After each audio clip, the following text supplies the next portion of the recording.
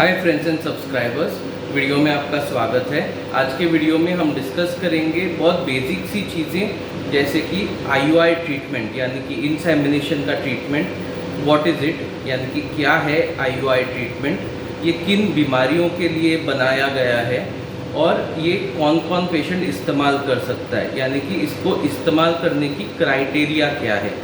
ये बहुत सारी बेसिक सी चीज़ें हम डिस्कस करेंगे और उसके बाद थोड़े सवालों का जवाब देंगे जो बहुत कॉमनली पूछे जाते हैं, जैसे कि IUI करते वक्त दर्द होता है क्या, इसका कॉस्ट क्या होता है, इसका सक्सेस रेट क्या होता है और हम IUI ट्रीटमेंट में बेसिकली क्या एक्सपेक्ट कर सकते हैं।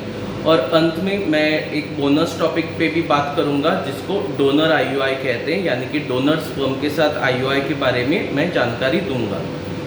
ऑल्सो और एक चीज़ जो मैं इस पे हाईलाइट करूंगा, साइड बाय साइड हमारे बैकग्राउंड में मैं ये भी दिखाऊंगा कि हमारे इंस्टीट्यूट में जो गोवा में है हम कैसे IUI स्पर्म के सैंपल को प्रोसेस करते हैं। तो आइए धीरे धीरे आगे बढ़ेंगे। Alright, so what is IUI? IUI treatment ऐसा ट्रीटमेंट है जिसमें हम हस्बैंड के स्पर्म को, जो हमारे आज के पेशेंट ने इस वाइड माउथ कंटेनर में स्पर्म्स दिए हैं, इसको हम कैसे एक इंजेक्शन में कन्वर्ट करेंगे, यानी कि ये ओके। तो कैसे उसको हम इस इंजेक्शन में कन्वर्ट करते हैं, इसका प्रोसेस कैसे होता है, आइए देखेंगे। So let us begin.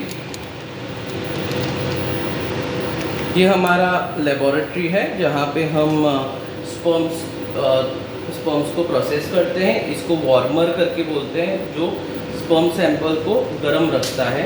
आप देख सकते हैं कि हमारा आज का पेशेंट है वो लो स्पर्म काउंट का पेशेंट है, इसलिए हमने उस पेशेंट से 2 सैंपल्स लिए हैं। तो सेम पेशेंट ने हमें 2 सैंपल्स दिए हैं और अभी हम उसको प्रोसेस करेंगे। तो हम अभी देख सकते हैं कि हम IUI स्पर्म के प्रेपरेशन को कैसे आगे बढ़ाते हैं। इसको हम कॉनिकल बॉटम ट्यूब बोलते हैं, ओके। तो हम हमेशा 2 ट्यूब लेते हैं, ओके, और उसमें हम ये एक दवाई का नाम है जिसको हम ग्रेडियंट मीडियम बोलते हैं, हम इसका इस्तेमाल करते हैं। तो ये आप देख सकते हैं, ये फॉरेन मेड चीज़ है जो हम इंपोर्ट करते हैं और इस चीज़ में हाई क्वालिटी रहती है और हमें बहुत अच्छे रिजल्ट्स मिलते हैं, ओके।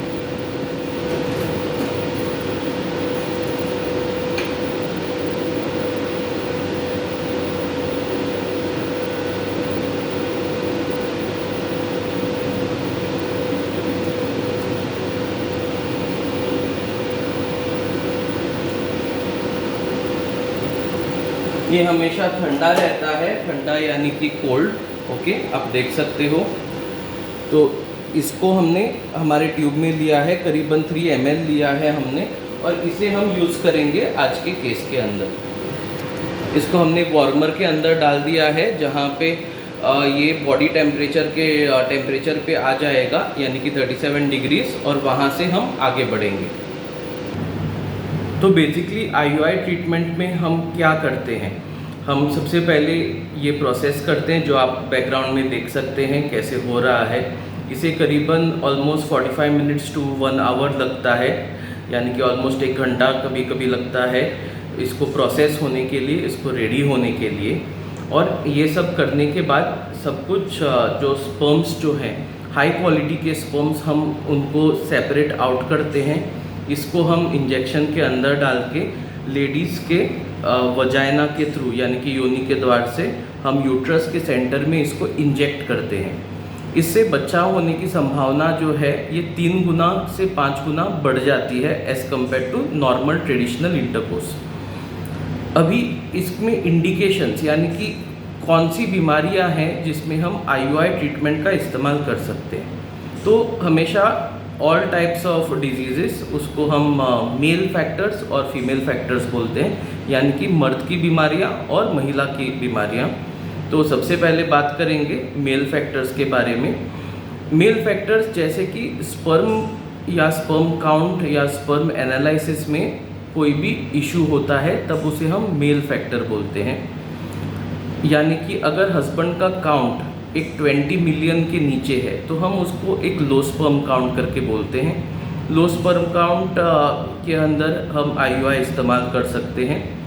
कभी कभार हम देखते हैं कि स्पर्म्स जो हैं उसमें उनका आकार ठीक नहीं है, यानी कि उनका शेप जो है वो ठीक नहीं है। जब उनका शेप ठीक नहीं होता है उसको हम टेरेटोस्पर्मिया बोलते हैं, यानी कि defective shape of the sperm. इसमें भी IUI इस्तेमाल होता है। और एक बीमारी रहती है जिसमें स्पर्म जो है उसका मूवमेंट यानी कि स्विमिंग एबिलिटी उतनी अच्छी नहीं होती है। इसको हम एस्थेनोजूस्पर्मिया बोलते हैं। एस्थेनोजूस्पर्मिया यानी कि टायर्ड स्पर्म, यानी कि थका हुआ स्पर्म। ये जो 3 बीमारियां मैंने जो बोली हैं, थोड़े लोगों में इनमें से 2 बीमारियां एक साथ हो सकती है या 3 बीमारियां एक साथ भी हो सकती है, जिसको हम OAT करके बोलते हैं, OAT यानी कि ओलिगो एस्थेनोटेरेटोजूस्पर्मिया। तो ऐसी सब चीज़ों में IUI का बहुत ज़्यादा रोल रहता है। पर साथ में ये भी समझना चाहिए कि हर किसी को IUI करके बच्चा नहीं होगा। अगर स्पर्म काउंट बहुत ही कम है, यानी कि 5 मिलियन 10 मिलियन, या मोटिलिटी यानी कि स्विमिंग एबिलिटी बहुत कम है, या स्पर्म का आकार बहुत ही डिफेक्टिव है और ऐसे बहुत सारे स्पर्म्स इन्वॉल्व हैं, तो ऐसे केसेस में हम डायरेक्टली ICSI IVF प्रेफर करते हैं, जो एक टेस्ट ट्यूब बेबी का एक टाइप है। तो हमेशा हम इस वीडियो में डिस्कस भी करेंगे इन डिटेल कि कौन से वो पेशेंट्स हैं जिसको डायरेक्टली IVF के लिए हम रेकमेंड करते हैं और कौन से ये पेशेंट्स हैं जिनको IUI करके आगे बढ़ सकते हैं। ओके, अभी हम वो डिजीज़ के बारे में बात करते हैं जिसको हम फीमेल फैक्टर्स ऑफ इनफर्टिलिटी कहते हैं, यानी कि ये महिला के अंदर पाए जाते हैं। हम पहले बात करेंगे एनओव्यूलेटरी डिसऑर्डर्स के बारे में। एनओव्यूलेटरी डिसऑर्डर्स यानी कि वो बीमारियां जिसमें ओव्यूलेशन यानी कि अंडे के पैदाइश में कोई तो प्रॉब्लम होता है। एक बहुत कॉमन एग्जांपल इस चीज़ का है, उसको हम पॉलिसिस्टिक ओवरीज बोलते हैं। पॉलिसिस्टिक ओवरीज यानी कि PCOD PCOS जो आप आपके रिपोर्ट्स में देखते हैं। ये बीमारी के अंदर क्या होता है कि जो हर लेडी के अंदर नेचुरली नॉर्मली अंडे का ग्रोथ एंड डेवलपमेंट होता है, वो इन लेडीज़ में उतने अच्छी तरीके से नहीं होता, या तो सब ऑप्टिमल होता है या तो एब्सेंट रहता है। इनके पीरियड्स भी कभी कभार टाइम पे नहीं आते, थोड़े पीरियड्स लंबे जाते हैं, यानी कि 2-3 महीने पीरियड्स ही नहीं आते ऐसे लेडीज़ को, तो वगैरह वगैरह।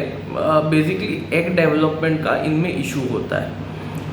जब भी हम एग डेवलपमेंट की दवाइयाँ IUI से कंबाइन करते हैं तो रिजल्ट्स बहुत अच्छे आते हैं और इनको बच्चा होने में बहुत मदद होती है।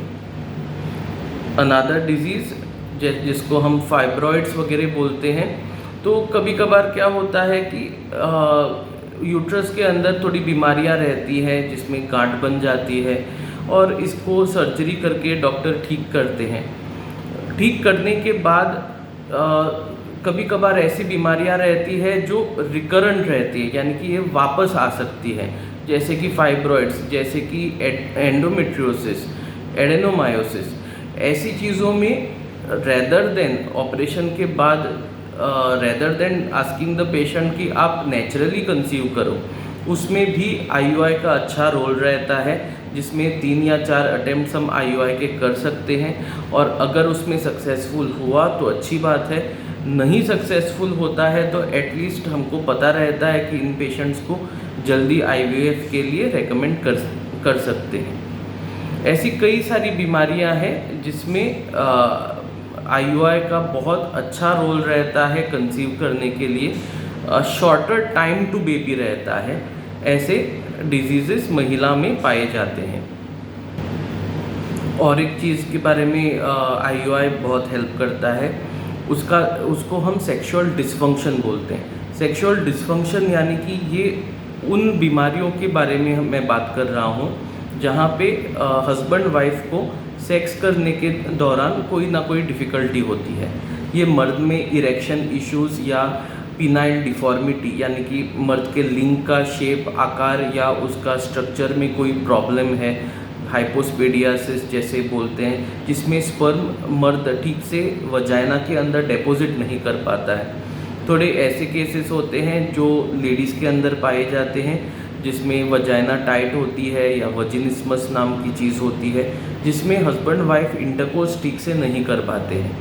तो ऐसे केसेस में हम स्पर्म्स को वॉश करके उनका इंजेक्शन बना के डायरेक्टली इंसेमिनेट कर सकते हैं और इसका बहुत स्ट्रॉन्ग रिजल्ट आता है। तो मैंने एक रफ आइडिया दिया है आपको कि कौन सी ऐसी चीज़ें हैं जिसमें हम IUI इस्तेमाल कर सकते हैं। तो बेसिकली अभी हम बात करेंगे क्या IUI हर कोई कर सकता है, तो इसका आंसर है नो।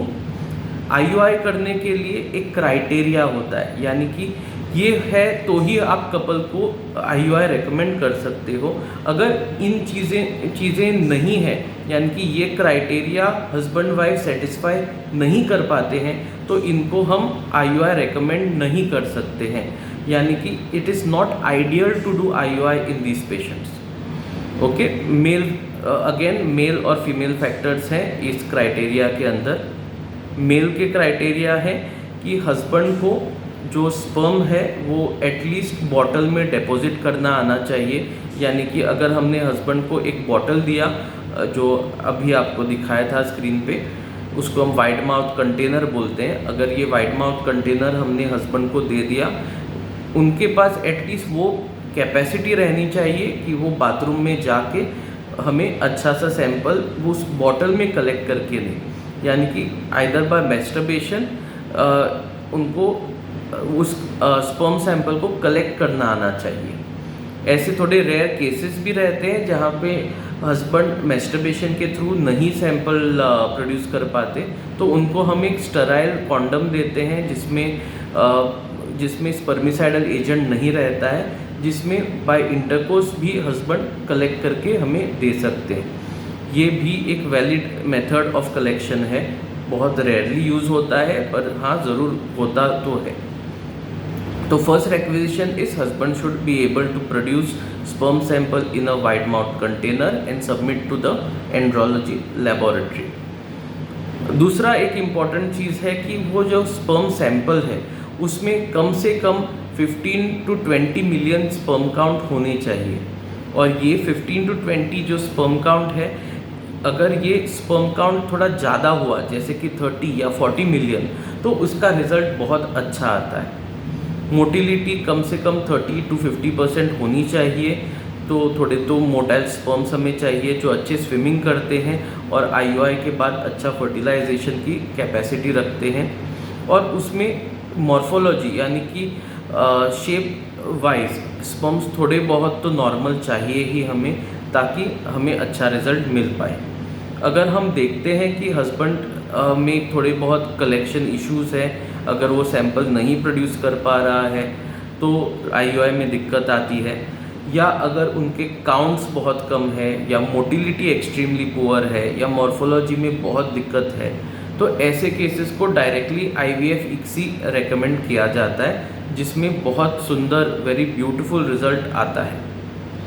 फीमेल फैक्टर्स के बारे में बात करेंगे। फीमेल फैक्टर्स यानी कि उन लेडीज़ का जो यूट्रस है, यूट्रस में एटलीस्ट एक फंक्शनल फैलोपियन ट्यूब होनी चाहिए। तो IUI जो ट्रीटमेंट है इसमें हम स्पर्म्स यूट्रस के सेंटर में डिपॉजिट करते हैं, और लेडीज़ का जो अंडा है वो ओवरी में तैयार होता है। तो ये जो अंडा जो तैयार होता है वो थ्रू फैलोपियन ट्यूब यूट्रस के अंदर आता है। अगर लेडीज़ के दोनों फैलोपियन ट्यूब्स बंद हैं तो IUI उनमें काम नहीं करेगा, it will have 0% success rate. तो हमें एटलीस्ट ये तो पता करना है कि लेडीज़ का एक तो फंक्शनल फैलोपियन ट्यूब है। अभी अगर 2 फैलोपियन ट्यूब्स फंक्शनल हुए तो डेफिनेटली IUI बहुत बेहतरीन रिजल्ट देगा, पर कम से कम 1 फंक्शनल फैलोपियन ट्यूब तो लेडीज़ के अंदर होनी ही चाहिए। तो ये बहुत इम्पॉर्टेंट सी चीज़ है। अनदर फैक्टर इज लेडीज़ के ओवरीज के अंदर अंडे की पैदाइश होनी ही चाहिए। ये कैसा रेलेवेंट है ये मैं अभी बताता हूँ। ऐसे केसेस रहते हैं जैसे कि पुअर एग काउंट, जिसमें लेडीज़ के अंडे बनते ही नहीं हैं, तो ऐसे केसेस में आप आईयूआई करेंगे तो कैसे करेंगे कि जब भी हम स्पर्म अंदर डालेंगे एटलीस्ट हमें एक तो अंडा मिलना चाहिए जिसको हम फर्टिलाइज कर पाएँ थ्रू आईयूआई। तो अगर ये लेडीज़ के अंदर अंडे की पैदाइश होती ही नहीं है तो ऐसे केसेस में आप आईयूआई नहीं कर सकते। तो इन शॉर्ट मेल के अंदर स्पर्म का क्वालिटी अच्छा होना चाहिए, थोड़ा बहुत तो मॉडरेट से ऊपर रहना चाहिए, वेरी लो स्पर्म पैरामीटर्स नहीं होने चाहिए। Husband should be able to produce the sperms in a bottle. Ladies में एटलीस्ट 1 फंक्शनल फैलोपियन ट्यूब होनी चाहिए और अंडे का प्रोडक्शन चालू होना चाहिए। ऐसे केसेस में आप आईयूआई कर सकते हैं। तो ये रहा आपका क्राइटेरिया फॉर आईयूआई। अभी हम हमारे स्पर्म सैंपल के प्रोडक्शन के बारे में और थोड़ी जानकारी देंगे। ओके, तो हम हमारे वर्किंग चेम्बर के पास पहुंच गए। ओके, तो अभी हम प्रेपरेशन चालू करते हैं।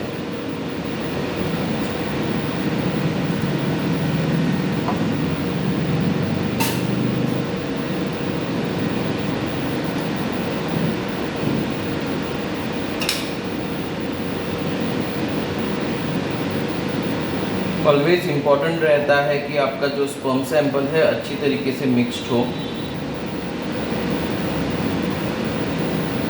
कभी कभार ये एक साइड में गाढ़ा रहता है और दूसरे साइड में बहुत ही डाइल्यूट रहता है, इसे हमें अच्छी तरीके से मिक्स करना है तो ही इसमें अच्छा रिजल्ट आता है।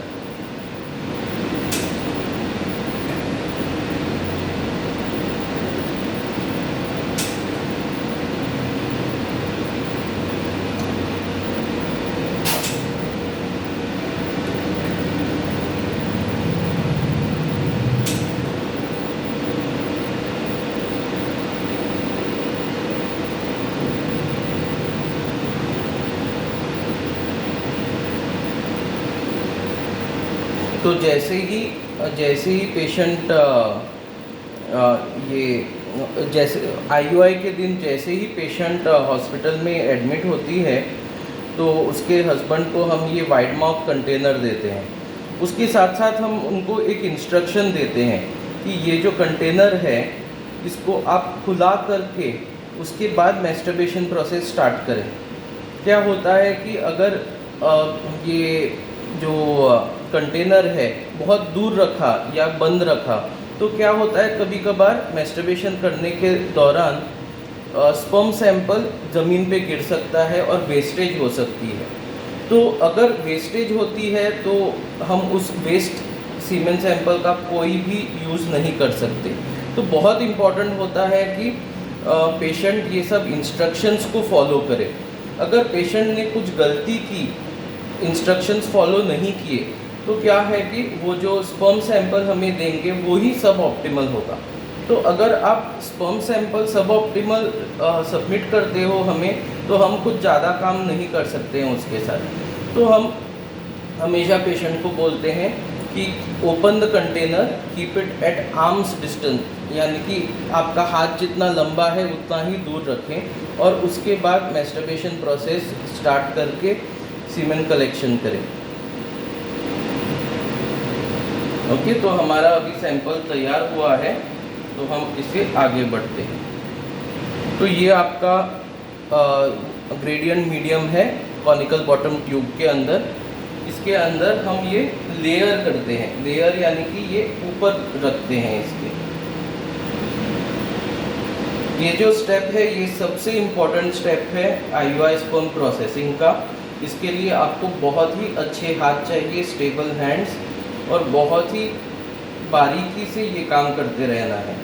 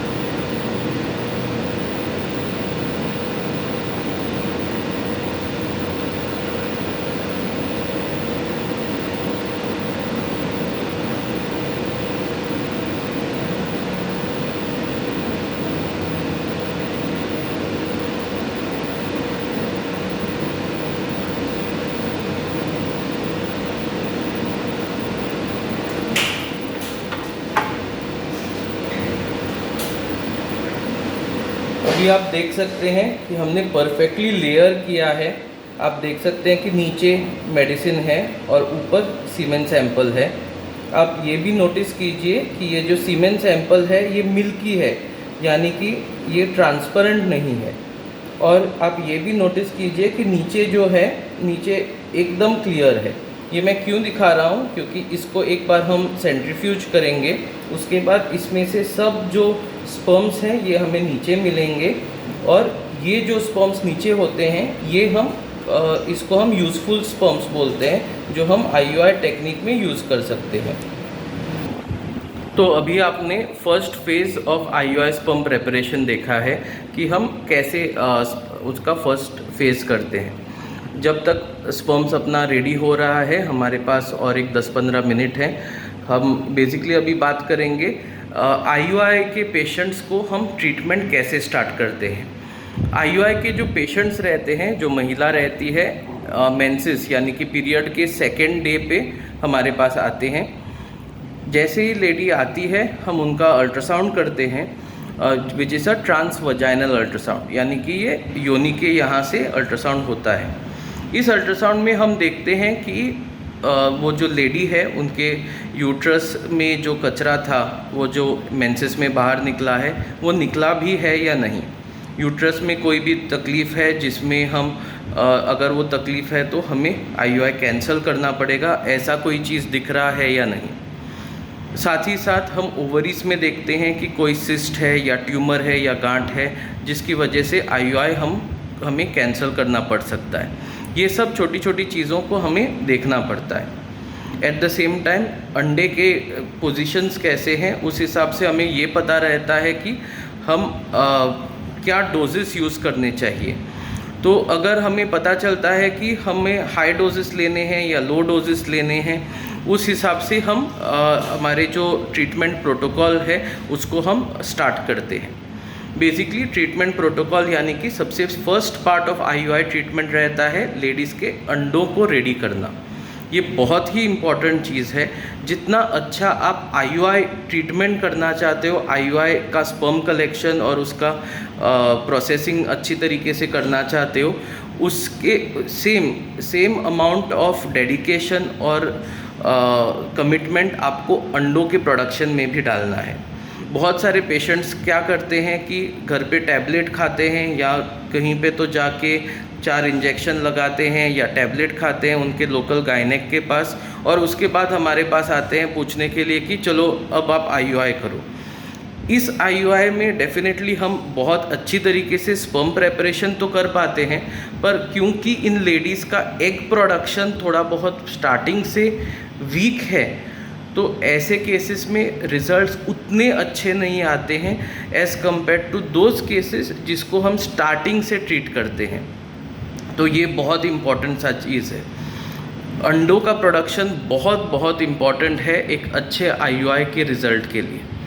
तो definitely second day of menses पे लेडी आती है, वहाँ से हम उनका ट्रीटमेंट स्टार्ट करते हैं और करीबन 10th डे से 12th डे के बीच में हमको पता चलता है थ्रू अल्ट्रासाउंड कि लेडीज़ का जो अंडा रहता है वो कम्प्लीटली डेवलप्ड हुआ है।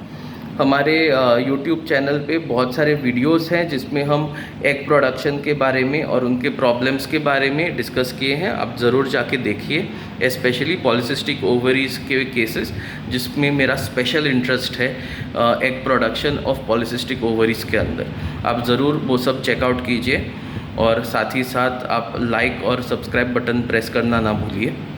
तो बैक टू आवर टॉपिक। अगर हमने देखा 10th to 12th डे पे कि लेडीज़ के अंडे रेडी हो गए हैं, तब हम वो उन अंडों को रिलीज़ करने के लिए एक इंजेक्शन देते हैं जिसको हम ट्रिगर बोलते हैं। Mostly this injection is HCG यानी कि ह्यूमन कोरियोनिक गोनेडोट्रोपिन। ये बहुत कॉमनली यूज्ड ट्रिगर है जो वर्ल्ड वाइड यूज्ड रहता है। इस इंजेक्शन के ऑलमोस्ट 36 आवर्स के बाद ये जो अंडा है लेडीज़ के पेट के अंदर, ये फट जाता है और इसको रिलीज़ होता है और ये फैलोपियन ट्यूब के अंदर आ जाता है। आपको ठीक उसी समय पे IUI प्रोसीजर करना रहता है विथ हाई क्वालिटी स्पर्म्स। तो हमारी आज की पेशेंट के लिए वो दिन आज है और उनके पास ऑलरेडी 2 अंडे मौजूद हैं जिसको हम इस्तेमाल करेंगे आज के IUI ट्रीटमेंट में। तो अभी हम बात करेंगे थोड़े कॉमन सवालों के बारे में, यानी कि वो क्वेश्चंस जो बहुत कॉमनली पेशेंट हमें पूछते हैं कि one of the most common questions is doctor साहब क्या हमें दर्द होगा। तो दर्द के लिए क्या है कि 99% ऑफ इंडियन विमेन स्ट्रॉन्ग रहते हैं और इनको ज़्यादातर दर्द और डिस्कम्फर्ट उतना नहीं होता, जिसकी वजह से IUI प्रोसीजर एकदम सिंपल तरीके से हो जाता है। पर हाँ, थोड़ी लेडीज़ रहते हैं जो बहुत अप्रीहेंसिव एंशियस रहते हैं, या उनका थोड़े लेडीज़ रहते हैं जिनका टाइट पेरिनियम या टाइट वजाइना रहता है, जिसमें IUI करते वक्त डॉक्टर को बहुत मुश्किल होती है, और क्योंकि बहुत टाइट रहता है और अंदर हमारे इंस्ट्रूमेंट नहीं घुस पाते। Eight the same time patient को डिस्कम्फर्ट और पेन भी हो सकता है ऐसे केसेस में।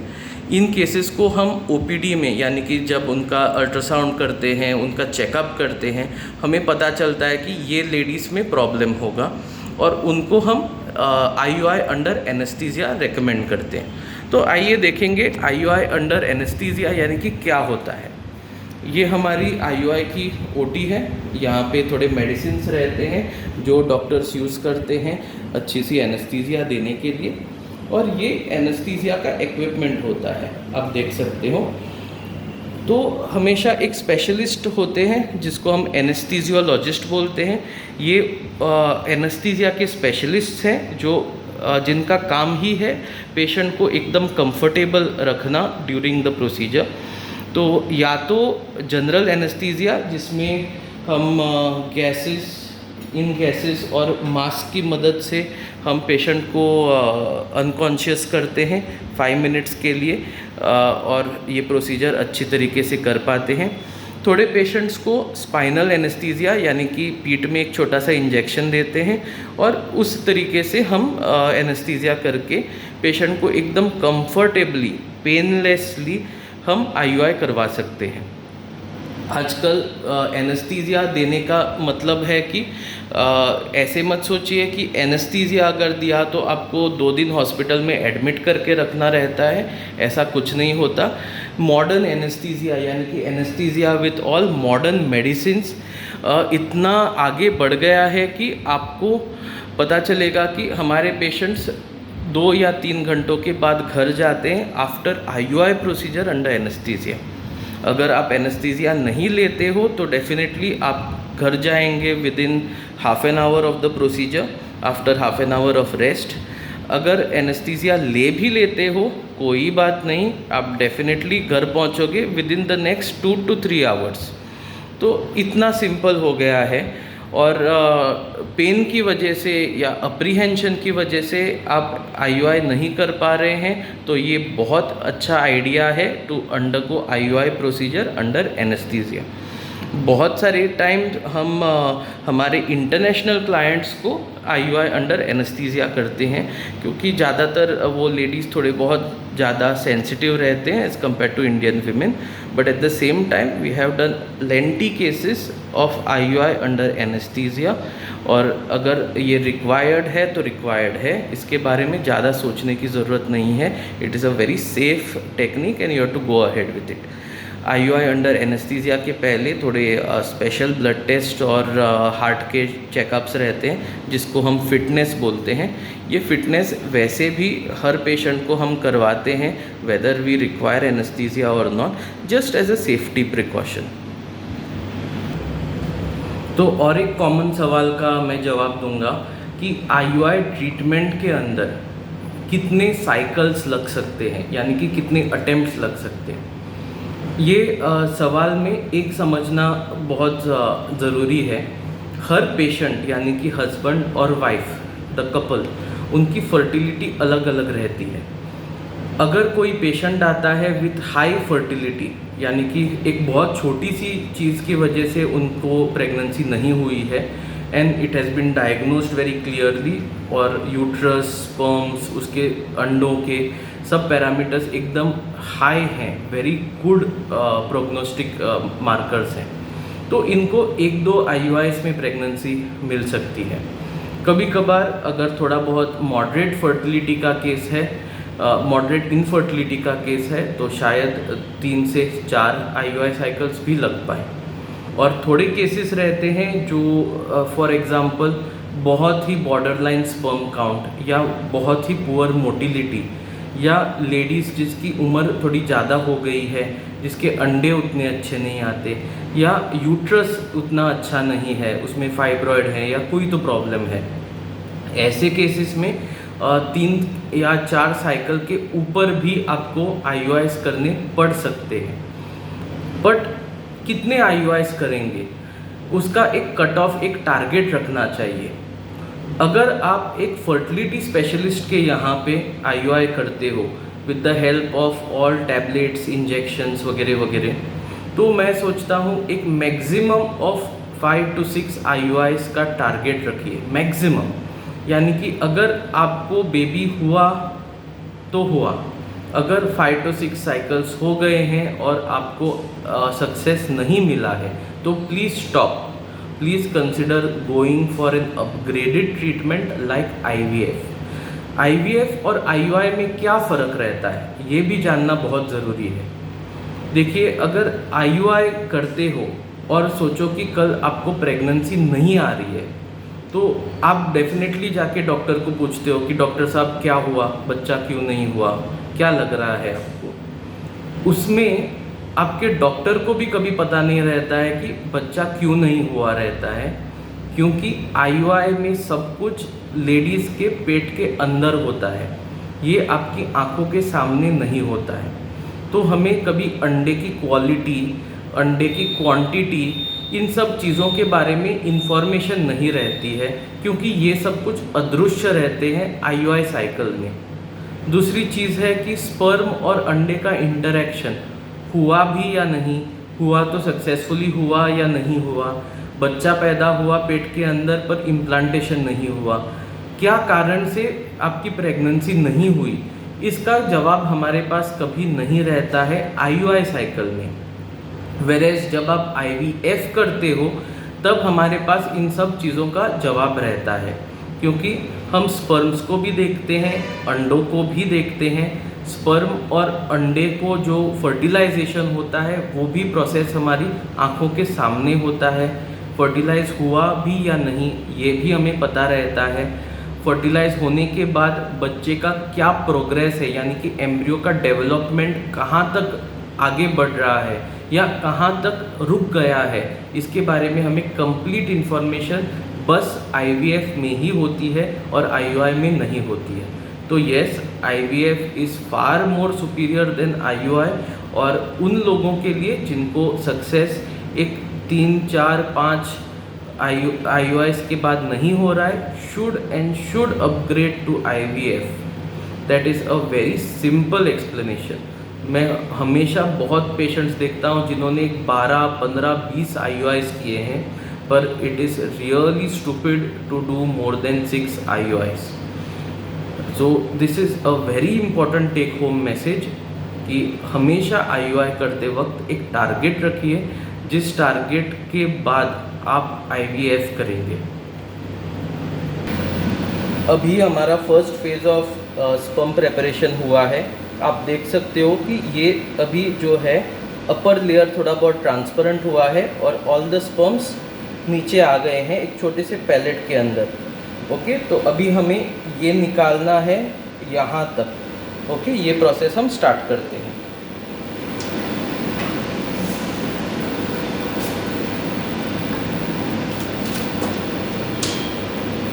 ऑलवेज हर प्रोसेस के लिए एक नया पिपेट लेना बहुत ज़रूरी है, कंटेमिनेशन कम होता है ऐसे करने से।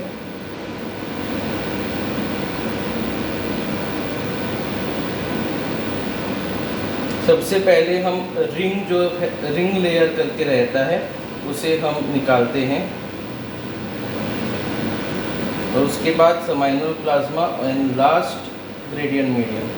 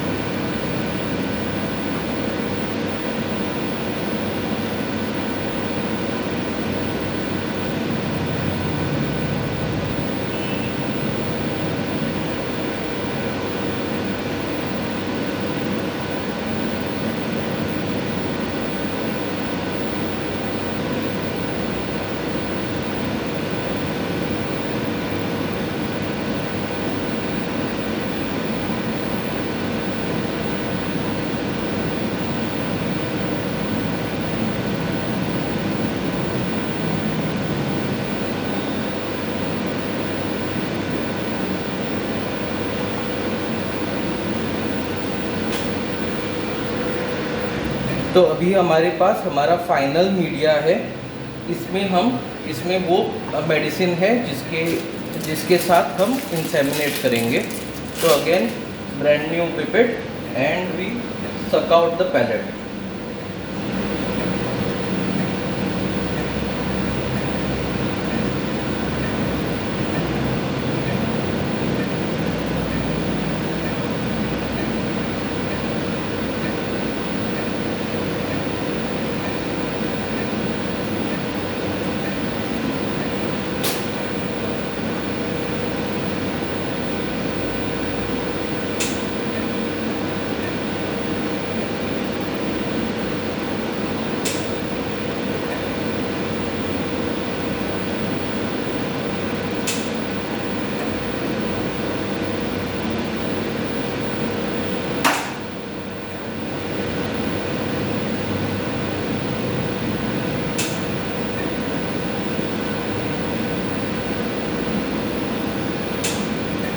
तो अभी ये स्पर्म्स फाइनल मीडियम में आ गए हैं और इसे हम सेंट्रीफ्यूज करेंगे और जो भी इसमें से बॉटम लेयर होगा इसको हम पेशेंट के अंदर इंसेमिनेट करने वाले हैं। तो अभी हम बात करेंगे और एक सवाल के बारे में जो बहुत कॉमनली पूछा जाता है, IUI ट्रीटमेंट का कॉस्ट कितना रहता है।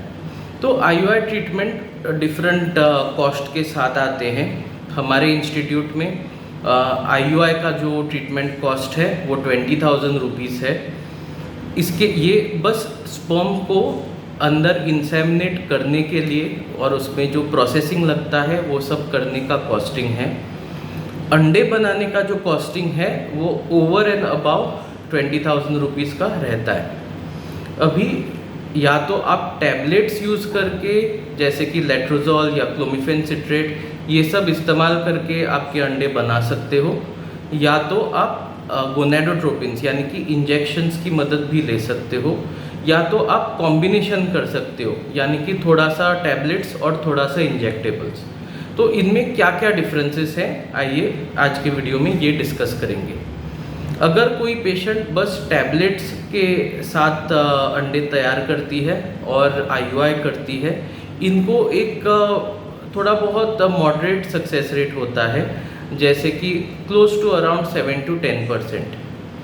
अगर यही पेशेंट इंजेक्शंस को यूज़ करते हैं यानी कि टैबलेट्स प्लस इंजेक्शंस, तो इनका जो सक्सेस रेट है इवन 15% तक बढ़ सकता है। अगर ये पेशेंट टैबलेट्स को ज़्यादा यूज़ ना करके प्योर इंजेक्शंस की मदद से आगे बढ़ते हैं तो इनका जो सक्सेस रेट होता है वो इवन 20% को पार कर सकता है। अभी इनमें डिफरेंसेस क्या होते हैं? इनमें जो डिफरेंस होता है वो एंडोमेट्रियल लाइनिंग और अंडे के क्वालिटी का डिफरेंस होता है, और इसकी वजह से आपके जो सक्सेस रेट्स हैं वो टैबलेट्स में कम रहते हैं और इंजेक्शंस में ज़्यादा रहते हैं। इंडिया में बहुत ही पॉपुलर आइडिया रहता है जहाँ पे टैबलेट्स प्लस इंजेक्शंस दोनों को कंबाइन करते हैं, क्योंकि इसमें क्या है कि आपको इंजेक्शंस का फ़ायदा होता है पर आपको कॉस्ट भी बहुत कम होती है। तो ऐसे भी करके लोग अपने बजट के हिसाब से आगे जाते हैं। मेरा पर्सनल चॉइस क्या होता है, मैं नॉर्मली हमारे केसेस में ज़्यादातर रिकॉम्बिनेंट FSH यूज़ करता हूँ। ज़्यादातर मेरे पेशेंट्स रिफर्ड पेशेंट्स होते हैं जो ऑलरेडी IUI बाहर कर चुके रहते हैं। इसको हम ये अभी आपके सामने रिकॉम्बिनेंट FSH का एक वाइल है, ओके, इसमें आप देख सकते हो 1200 इंटरनेशनल यूनिट्स रहते हैं और इसका कॉस्ट लगभग 25,000 रुपीज़ का है। तो अगर आप सोचो कि रिकॉम्बिनेंट FSH के साथ अगर आप IUI करते हो तो 20 + 25,000 प्लस थोड़े एडिशनल मेडिसिन को अगर आपने कंसिडर किया तो ऑलमोस्ट 50,000 का आपका IUI का कॉस्ट बनता है। But this is mostly the best sort of IUI that you can do, क्योंकि जो RFSH या इंजेक्शन से बने अंडे रहते हैं वो बहुत स्ट्रॉन्ग और बहुत पावरफुल रहते हैं। ये वही इंजेक्शंस हैं जो आप IVF ट्रीटमेंट में इस्तेमाल भी करते हैं। पर ये इंजेक्शन्स का डोज IUI में और IVF में अलग रहता है। IUI में हम ऑलमोस्ट 1/4 डोज यूज़ करते हैं या हाफ डोज यूज़ करते हैं as compare to IVF, and it depends on patient to patient. तो ये जानना भी ज़रूरी है कि कॉस्ट ऑफ IUI जो है ये डिपेंड करता है कि आप अंडे कैसे बनाते हो और फाइनली IUI कैसे करते हो। हमारे यहाँ पे जैसे आपने देखा जो भी हम मेडिसिन या मीडिया रहता है वो इंटरनेशनल क्वालिटी का यूज़ करते हैं, तो थोड़ा सा कॉस्ट हमारे यहाँ पे हायर रहता है, बट हम इंटरनेशनल गाइडलाइंस को फॉलो करते हैं। और एक चीज़ के बारे में जो हम डिस्कस करेंगे वो है हमारा बोनस टॉपिक, जो है डोनर स्पर्म इंसेमिनेशन के बारे में। तो ये डोनर स्पर्म क्या रहता है और किसे इस्तेमाल करना चाहिए। ये डोनर स्पर्म जो रहता है ये डोनर स्पर्म बैंक से आता है। डोनर स्पर्म्स को यूटिलाइज करने के पहले या स्पर्म बैंक ये हमें सप्लाई करने के पहले इसे बहुत टेस्टिंग करती है, जिसमें कॉमन वायरल इलनेसेस जैसे कि HIV, हेपेटाइटिस वगैरह इनका पूरा स्क्रीनिंग होता है, जेनेटिक डिजीज़ेस का स्क्रीनिंग रहता है, और ये सब करने के बाद अगर वो स्पर्म सैंपल फिर भी गुड टू यूज़ पाया जाता है तो ही इसे सप्लाई करते हैं। ये डोनर स्पर्म्स कौन से कपल्स को यूज़ होता है, ये उन लोगों के लिए यूज़ होता है जिनमें बहुत ही पुअर स्पर्म पैरामीटर्स पाए जाते हैं, यानी कि बहुत कम स्पर्म काउंट, कम मोटिलिटी, बहुत पुअर मॉर्फोलॉजी ऑफ स्पर्म्स। ऐसे कपल्स में इसे इस्तेमाल अच्छी तरीके से किया जाता है और इसमें बहुत ही बढ़िया रिजल्ट आता है। ज़्यादातर मॉडर्न टाइम्स में ऐसे कपल्स को हम IVF ICSI रेकमेंड करते हैं, but IVF ICSI comes at a cost. लगभग एक छोटा सा IVF ICSI का ट्रीटमेंट जो साइकिल रहता है 1.5 to 2 लाख रुपीज़ तक जाता है, और बहुत सारे कपल्स रहते हैं जो इतना स्पेंड नहीं करना चाहते हैं या स्पेंड नहीं कर पाते हैं। उनके लिए donor insemination is the right way ahead, क्योंकि उसका पूरा जो साइकिल कॉस्ट है वो लगभग 20 से 25,000 तक आता है और उसके रिजल्ट्स बहुत अच्छे आते हैं। Donor insemination also genetic diseases of the husband के लिए भी यूज़ किए जाते हैं, यानी कि अगर हस्बैंड के अंदर कोई ऐसा जेनेटिक इशू हो जिसकी वजह से वो खुद अपने स्पर्म्स के साथ बाप नहीं बन पाता है या बाप बनना नहीं चाहिए, तो ऐसे केसेस में हम डोनर स्पर्म रेकमेंड करते हैं, जिसके रिजल्ट्स बहुत अच्छे होते हैं और आप जेनेटिकली नॉर्मल बेबी एक्सपेक्ट कर सकते हैं। तो हाँ, आज के वीडियोस में हमने बहुत सारी चीज़ों को कवर किया। आई होप आपको आज का वीडियो इन्फॉर्मेटिव लगा रहेगा। अगर लगा है तो डेफिनेटली लाइक एंड सब्सक्राइब ज़रूर कीजिए। बहुत सारे patients at the end of each video पूछते हैं कि हमारा हॉस्पिटल कहाँ पे है। हमारे ब्रांचेस गोवा के ऑलमोस्ट हर मेजर शहर में है, पर ये गोवा में ही है फॉर द टाइम बिंग। आज का रिकॉर्डिंग डेट अप्रैल 2023 है, तो अप्रैल 2023 में हमारे सेंटर्स बस गोवा में हैं, गोवा छोड़ के बाहर नहीं है। दूसरी चीज़, हम फ़ोन पे आपको प्रेग्नेंट नहीं कर सकते हैं, तो ऑनलाइन कंसल्टेशन की इच्छा ना रखिए। अगर कोई भी पेशेंट कोई भी सवाल का जवाब चाहता है तो हमेशा इम्पॉर्टेंट सी चीज़ आपको जानना ज़रूरी है। कोई भी सवाल का जवाब देने के पहले ये ज़रूरी रहता है कि डॉक्टर आपका चेकअप या एग्ज़ामिनेशन करे। ये एग्ज़ामिनेशन हम फ़ोन के द्वारा या व्हाट्सएप के द्वारा या थोड़े रिपोर्ट्स आपके पढ़ के नहीं कर पाते हैं।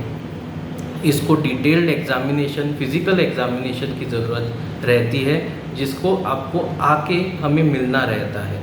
हमें मिलने के बाद हम आपका कंप्लीट चेकअप करेंगे और उसके बाद जो जो आपके सवाल हैं उस सब का जवाब हम दे सकते हैं। ओके, मेरा नाम है doctor Mayur pai। Thank you for watching the video till the end. All information is in the description down below. Thank you.